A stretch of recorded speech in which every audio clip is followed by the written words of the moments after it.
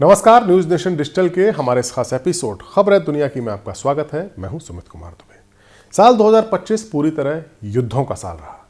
कई युद्ध हुए, थमे, लेकिन 4 साल से चल रहा रूस यूक्रेन युद्ध अब भी जारी है। हालांकि अमेरिकी प्रेसिडेंट डोनाल्ड ट्रंप इस जंग को रुकवाने की पूरी कोशिश कर रहे हैं और एक हद तक ये कामयाब होती हुई दिख भी रही है।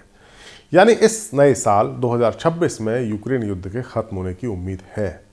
लेकिन बीता हुआ साल यानी 2025 एक ऐसे युद्ध के संकेत देकर गया है जो विश्व युद्ध में भी बदल सकता है, और वो है ताइवान को लेकर चीन के साथ अमेरिका का युद्ध। ऐसी संभावना जताई जा रही है कि चीन ताइवान पर हमला करके कब्जा कर सकता है। सवाल ये है कि क्या यह हमला साल 2026 में होगा।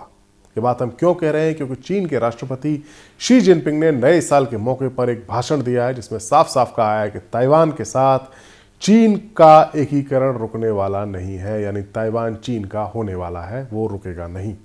यह बयान ऐसे वक्त में आया है जब ताइवान के आसपास चीन की फौज ने वॉर ड्रिल खत्म की है। 31 दिसंबर 2025 को नए साल के मैसेज में शी जिनपिंग ने कहा कि हमारी मातृभूमि का एकीकरण समय की दिशा है जो रुकने वाला नहीं है। उन्होंने ताइवान का नाम तो नहीं लिया, लेकिन उनके शब्द साफ थे। उन्होंने दोनों तरफ के लोगों के खून के रिश्ते की बात की। 2025 में ताइवान को रिकवरी डे बनाने का जिक्र भी किया और सेकेंड वर्ल्ड वॉर के बाद जापान के कब्जे से ताइवान की मुक्ति की याद भी दिलाई। शी का यह बयान अब उन वॉर ड्रिल्स के ठीक बाद आया है जिसमें तनाव को और ज्यादा बढ़ा दिया है। ताइवान के प्रेसिडेंट लाई ने 1 जनवरी 2026 को इसका जवाब दिया अपने संदेश में और कहा कि चाइना की बढ़ती हुई एम्बिशंस के सामने ताइवान को मजबूत बनना होगा। उन्होंने राष्ट्रीय संप्रभुता की रक्षा तंत्र को मजबूत करने की बात कही। दोनों तरफ के बयान दिखाते हैं कि मामला कितना गर्म हो चुका है और दोनों ही पक्ष सख्त है। ताइवान को लेकर चीन के हमले की आशंका तो इसलिए भी उसको हवा मिल रही है क्योंकि हाल ही में चीन ने जो वॉर ड्रिल की है, जिसकी चर्चा हमने अभी की, वो बेहद खतरनाक थी। दिसंबर 2025 के आखिरी दिनों में चीन की पीपुल्स लिबरेशन आर्मी यानी पीएलए ने जस्टिस मिशन 2025 के नाम से एक बड़ी वॉर ड्रिल की। ये वॉर ड्रिल 2 दिन तक चली और इसमें लाइव फायरिंग यानी असली गोला बारूद का इस्तेमाल हुआ। चाइनीज फौज ने ताइवान को चारों तरफ से समुद्री और हवाई क्षेत्र में घेरा डाला, जैसा कि इस द्वीप को पूरी तरह से ब्लॉक कर दिया जाए। नेवी के जहाज, फाइटर जेट्स, बॉम्बर्स और मिसाइलें सब इस ड्रिल में शामिल थे। ताइवान की रक्षा मंत्रालय के मुताबिक इस वॉर ड्रिल में 130 से ज्यादा चाइनीज जेट्स ने उड़ान भरी, जिसमें 90 ने ताइवान की हवाई रक्षा सीमा को पार भी किया। ये 2022 के बाद का दूसरा सबसे बड़ा उल्लंघन था ताइवान की हवाई सीमा का। इस ड्रिल में ताइवान के प्रमुख बंदरगाहों जैसे कीलुंग और कोशिंग को निशाना बनाकर हमले का अभ्यास किया गया, जो दिखाता है कि चाइना कैसे इस द्वीप को अलग थलग कर के उसकी इकोनॉमी को चोट पहुंचा सकता है। इस वॉर ड्रिल की वजह से ताइवान में सैकड़ों उड़ानें रद्द हुई, हजारों यात्री प्रभावित हुए। चीन ने कहा है कि ये वॉर ड्रिल ताइवान की अलगाववादी ताकतों और बाहरी दखल के खिलाफ एक चेतावनी है, लेकिन ताइवान के प्रेसिडेंट विलियम लाई चिंग ते ने इसे उकसावे वाली कार्रवाई कहा और कहा कि उनका मुल्क अपनी रक्षा के लिए तैयार है। ये ड्रिल पहले के मुकाबले काफ़ी अलग थी।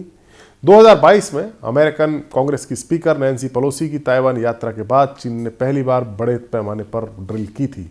उसके बाद जितने भी ड्रिल हुई वो दिखावटी थी, लेकिन अब 2025 में जो वॉर ड्रिल हुई उसका जो अभ्यास क्षेत्र था वो बड़ा था। गोला बारूद का इस्तेमाल हुआ। ताइवान की समुद्री सीमा के करीब ये ड्रिल की गई। जानकार कहते हैं कि ये ड्रिल चीन की फौज की बढ़ती हुई ताकत को दिखाती है, जहां वो ब्लॉकेड और हमले की तैयारी कर रहे हैं। इसकी वजह से इंटरनेशनल जहाजरानी और उड़ानें प्रभावित हुई, जो पहले इतना नहीं होता था। ये सब ऐसे समय में हो रहा है जब अमेरिका ने ताइवान को $11.1 अरब के हथियार बेचने की मंजूरी दी है। यानी अमेरिका भी ताइवान को तैयार कर रहा है, जैसे यूक्रेन को तैयार किया गया था। चीन ने इसे अपना आंतरिक मामला बताते हुए इसका विरोध भी किया है। चीन और ताइवान के बीच दुश्मनी क्यों है, ये मसला समझते हैं। ये दुश्मनी बेहद पुरानी है।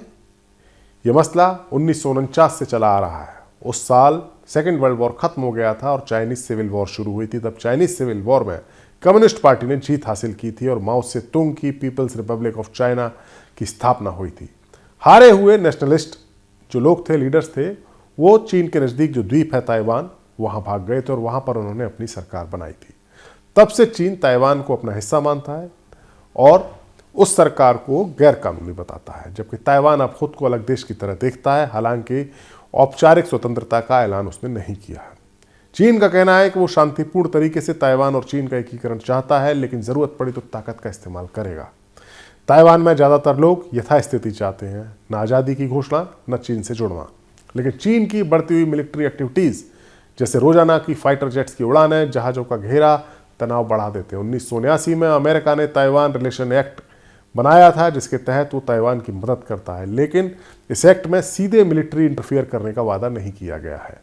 यानी अगर ताइवान का चीन का युद्ध होता है तो अमेरिका उसमें दखल देगा ही देगा, डायरेक्ट मिलिट्री अपनी फौज भेज के बचाएगा, ऐसा उस एक्ट में नहीं है, लेकिन अमेरिका मदद करता है। अब एक संभावना पर बात करते हैं कि अगर युद्ध हुआ तो कौन किसका साथ देगा। रूस चीन का मजबूत साथी है। जिस तरह से हमने देखा कि यूक्रेन युद्ध में चीन रूस के साथ खड़ा हुआ है और दोनों के लीडर्स अपनी दोस्ती को एक नो लिमिट फ्रेंडशिप के तौर पर बताते हैं कि कोई लिमिट ही नहीं है। यूक्रेन के साथ अगर रूस लड़ रहा है तो चीन उसके साथ खड़ा है, मदद कर रहा है, सभी जानते हैं। और अगर ताइवान और चीन का युद्ध हुआ तो रूस उसका साथ देगा। रूस के विदेश मंत्री सर्गेई लैवरोव ने हाल ही में कहा था कि ताइवान चाइना का अविभाज्य हिस्सा है। रशिया किसी भी आज़ादी की कोशिश का ताइवान की का विरोध करेगा। उन्होंने वेस्टर्न कंट्रीज को पर आरोप लगाया कि वो हथियार देकर चीन के साथ तनाव बढ़ा रहे हैं। 2001 में रशिया और चाइना के बीच समझौते के तहत दोनों ने एक दूसरे की संप्रभुता की रक्षा में मदद करने की बात कही थी। लैवरोव ने कहा कि जरूरत पड़ी तो मिलिट्री एक्शन का समर्थन वो करेंगे। ये बयान ऐसे वक्त में आया जब चाइना की ड्रिल्स हो रही थी जो दिखाती थी कि रशिया चाइना के साथ खड़ा है। इससे वैश्विक तनाव बढ़ा, क्योंकि अगर चाइना हमला करता है तो रशिया यूरोप को व्यस्त रख सकता है। यानी यूरोपीय कंट्रीज ताइवान को बचाने के लिए आगे नहीं आ सकते, क्योंकि उनको अपनी तैयारी रशिया के लिए रखनी होगी। दूसरी तरफ अमेरिका ताइवान का सबसे बड़ा समर्थक है। अमेरिकी प्रेसिडेंट डोनाल्ड ट्रंप ने चाइना की इन मिलिट्री ड्रिल्स को ज़्यादा तवज्जो नहीं दी और कहा कि शी जिनपिंग से उनके ताल्लुक अच्छे हैं, लेकिन यूएस कांग्रेस ने इसको अग्रेसिव बताया और ताइवान की सिक्योरिटी का वादा किया। ताइवान को हालिया जो हथियार पैकेज दिया गया है उसमें हिमार्स जैसे सिस्टम शामिल हैं जो चीन को टेंशन देते हैं। पेंटागन की रिपोर्ट कहती है कि चाइना 2027 तक ताइवान पर लड़ाई के लिए तैयार हो सकता है। जानकार कहते हैं कि 2026 में हमले की संभावना कम है, लेकिन जिस तरीके की ड्रिल्स की जा रही हैं उससे लगता है कि चाइना अपनी क्षमता बढ़ा रहा है और अगर हमला हुआ तो अमेरिका ताइवान की मदद करेगा, लेकिन युद्ध में सीधे उतरेगा या नहीं ये अलग सवाल है। यूरोपीय यूनियन भी मिलिट्री ड्रिल्स की निंदा कर रहा है और कहा है कि वो शांति के लिए खतरा है। वहीं जापान जो ताइवान का पड़ोसी है, चाइना का भी पड़ोसी है, उसने कहा है कि वो ताइवान के साथ खड़ा है और चीन से तनाव उसका बढ़ गया है। जापान की पीएम सनाई तकाइची ने नवंबर में कहा था कि ताइवान पर हमला जापान की सिक्योरिटी को खतरा पहुंचाएगा, जिससे जापान सामूहिक रक्षा का इस्तेमाल कर सकता है। यह बयान चीन को नागवार गुजरा और उसकी मिलिट्री ड्रिल्स में जापान को हस्तक्षेप न करने की चेतावनी दी गई। जापान ताइवान के करीब है और अगर युद्ध हुआ तो उसके द्वीप भी इससे अफेक्टेड होंगे। जापान ने अभ्यासों को जो चाइना ने किया तनाव बढ़ाने वाला बताया। वहीं एक और कंट्री उस इलाके का ऑस्ट्रेलिया और फिलीपींस, उन्होंने भी चिंता जताई है। ये सब बातें दिखाती हैं कि ताइवान का मुद्दा सिर्फ चीन और ताइवान के बीच का मसला नहीं है, बल्कि एक वैश्विक मुद्दा है। और सवाल यह है कि 2026 में हमले की संभावना है या नहीं। जानकार कहते हैं कि चीन अभी एक कंप्लीट हमला करने के लिए तैयार नहीं है, लेकिन वो ब्लॉकेड करके या छोटे छोटे हमले करके ताइवान को परेशान कर सकता है। पेंटागन की रिपोर्ट कहती है कि 2027 तक चाइनीज आर्मी पूरी तरह तैयार होगी, लेकिन 2025 के जाते जाते चाइना ने जो मिलिट्री ड्रिल्स की है उससे लगता है कि वो तेजी से आगे बढ़ रहा है इस दिशा में। अगर अमेरिका चुनाव या बाकी मसलों पर बिजी रहा तो चीन इसका फायदा उठा सकता है, लेकिन ताइवान की अपनी रक्षा पंक्ति भी काफ़ी मजबूत है और अंतर्राष्ट्रीय समर्थन जो ताइवान को है उससे चीन सतर्क भी है। लेकिन फिर भी साल के आखिरी दिन शी जिनपिंग का बयान और आखिरी के दिनों में चाइना की मिलिट्री की ड्रिल बताती हैं कि ताइवान के चाइना के साथ यूनिफिकेशन की कोशिशें इस साल भी तेज होंगी, युद्ध हो या न हो। चीन ताइवान का तनाव सिर्फ दो देशों का नहीं बल्कि पूरी दुनिया के शक्ति संतुलन का हिस्सा है। रूस का साथ चीन को मजबूत बनाता है, जबकि अमेरिका और जापान ताइवान को बचाने की कोशिश में। अगर 2026 में कुछ हुआ तो एशिया ही नहीं बल्कि पूरी दुनिया इससे प्रभावित होगी। फिलहाल दोनों पक्ष बातचीत के बजाय ताकत दिखा रहे हैं, जो चिंताजनक बात है। दुनिया को उम्मीद है कि शांति बनी रहेगी, लेकिन घटनाएं कुछ और ही कह रही हैं।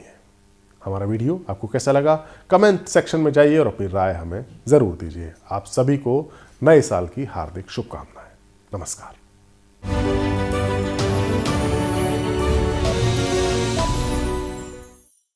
अब आपके मोबाइल पर तुरंत आएगी ब्रेकिंग न्यूज। स्क्रीन पर सबसे पहले दिखेगी बड़ी खबर। देश दुनिया की हर खबर एक जगह। अब आपके मोबाइल पर तुरंत फटाफट इंस्टॉल कीजिए न्यूज नेशन ऐप और रखिए खुद को अपडेट।